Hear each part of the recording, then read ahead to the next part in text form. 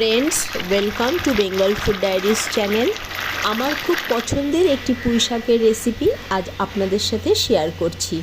Video শেষ পর্যন্ত দেখবেন, আশা রাখছি ভালো লাগবে।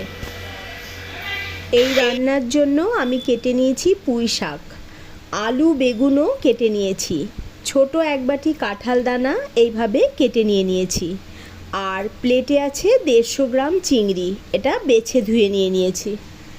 কড়াইয়ে পরিমাণ মতো সর্ষের তেল দিয়ে গরম হলে চিংড়ি মাছ দিয়ে দেব। পরিমাণ মতো নুন হলুদ দিয়ে হালকা করে ভেজে তুলে নেব। কড়াইয়ের অবশিষ্ট তেলে কালো জিরা ও শুকনো লঙ্কা ফোড়ন দিয়ে কয়েক সেকেন্ড পরে দেব কেটে রাখা আলু। আলু বেশ লালচে করে ভেজে নিয়ে ওর মধ্যে দিয়ে দেব কাঁঠাল দানা।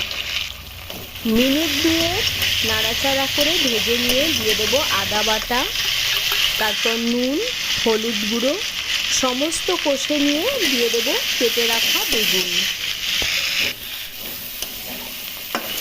এখন দিলাম কাঁচা লঙ্কা। এই সময় দিয়ে দিতে হবে কেটে রাখা পুঁই শাক।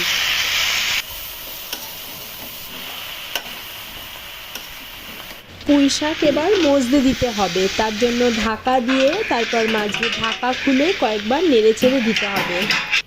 দিয়ে দেব ভেজে রাখা চিংড়ি মাছ।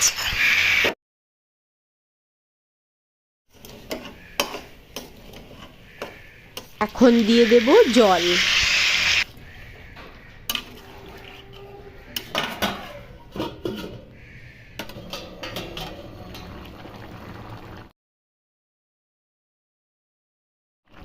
শেষের দিকে 1 টিস্পুন রোস্টেড জিরা গুঁড়ো দিয়ে দিলাম।